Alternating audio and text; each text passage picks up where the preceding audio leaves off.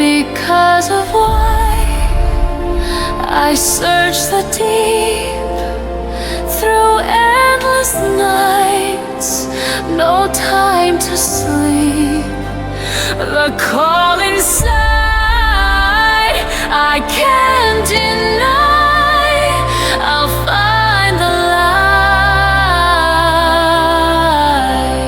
light because of why. Hey everyone, so you've probably seen the headlines, right? Spain doesn't want tourists anymore. You see the graffiti, you hear about the protests, but what is really going on? Let's dive in and unpack the real story behind the anger in one of the world's most popular places to visit. It all kind of starts with images like this one from Majorca. Now, this isn't just any old billboard. The Osborne bull is a famous national symbol in Spain. So when someone targets it with anti-tourist graffiti, well, that's a very loud, very clear message that people are seriously upset. And then you see messages like this one from the Canary Islands. Wow, so direct, right? My misery, your paradise.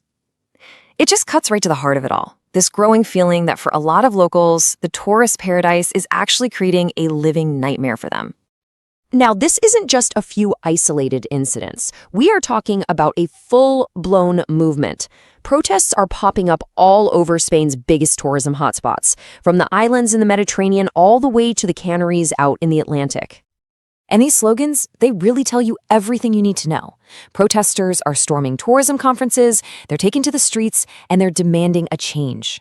That last one, less cement and more foundations, that's a direct plea to stop building for tourists and start supporting the people who actually live there year-round. To really know why this is all boiling over right now, we have to look at the sheer scale of the situation. And honestly, the numbers are just staggering. Okay, get this. Last year, Spain had a record 94 million tourists. To put that into perspective, that's about double the country's entire population. It's no wonder it's one of the most visited places on the entire planet. And it is not slowing down. In just the first 3 months of this year, over 17 million people visited. That pace is already set to smash all the old records, and it's putting this incredible strain on local resources, especially since the post-pandemic travel boom. But here's where it gets really, really complicated. In a place like the Canary Islands, tourism isn't just part of the economy, it pretty much is the economy. It makes up over a third of their entire GDP, and it employs 4 out of every 10 people. So this is not a simple tourists are bad, locals are good situation. It's a deep economic dependency that makes finding a solution incredibly tough. So if the economy is so dependent on tourism, what is the single biggest thing driving all this frustration? Well, it boils down to one very basic human need, a place to live. Check this out. A recent national survey asked people in Spain, hey, what's causing the housing crisis? And the results are so telling. Look, short-term tourist rentals are seen as almost as big of a problem as the lack of new homes being built. Locals are drawing a direct line between the holiday market and their inability to find housing. And who gets hit the hardest by this? It's the young people. Almost half of all Spaniards between 18 and 24 can't afford to move out of their parents' house. They are being completely priced out of renting, let alone buying, in the very same towns they grew up in. But, you know, this goes so much deeper than just the price of rent. The frustration is about watching your entire neighborhood, the place you call home, transform into something you don't even recognize anymore. This feeling actually has a name.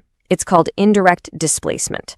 It's what happens when you feel like you can't live in your own neighborhood anymore, even if you could technically still afford the rent. It's like this slow, creeping pressure. The whole character of a place changes so much that it just becomes unlivable for the people who were there first. The entire community fabric just dissolves. This survey from Barcelona's historic center is fascinating, and it just illustrates the point perfectly. When residents were asked why their friends and family had to move away, look at the top answer: neighborhood issues. It's a bigger reason than just housing costs. People are literally leaving because the soul of their community is disappearing. And this is what that actually looks like on the ground. You know, your local bakery turns into a souvenir shop. The corner cafe where everybody used to meet is now some trendy cocktail bar. There's no quiet public space left to just sit down. That's how you lose a neighborhood, piece by piece. Okay, so what's the plan here? Is Spain just going to ban all tourists? No, absolutely not. The real solution that's being talked about is much more specific and, well, much smarter. Let's just be crystal clear on this. The myth is that there's some kind of total ban coming. The reality is that cities are finally trying to regulate the completely out-of-control holiday rental market that's been eating up all the available housing. And these aren't just ideas, it's actually happening. Barcelona is getting rid of all 10,000 of its short-term rental licenses by 2028. Madrid, Alicante, San Sebastian, they are all putting freezes or bans on new tourist apartments so they can reclaim that housing for actual residents. So the key takeaway here isn't that they don't want visitors. It's that they want a more sustainable, more respectful kind of tourism. And as a traveler, you actually have a role to play in all this. So how can you be part of the solution? Well, the advice from locals is pretty clear. First, try to stay in regulated hotels instead of short-term rentals that take homes off the market for residents. Second, go local. Spend your money in that little family-run cafe, not some huge global chain. Be respectful and, hey, if you can, travel in the off-season. Your choices genuinely make a huge difference. Which really leaves us with this big final question.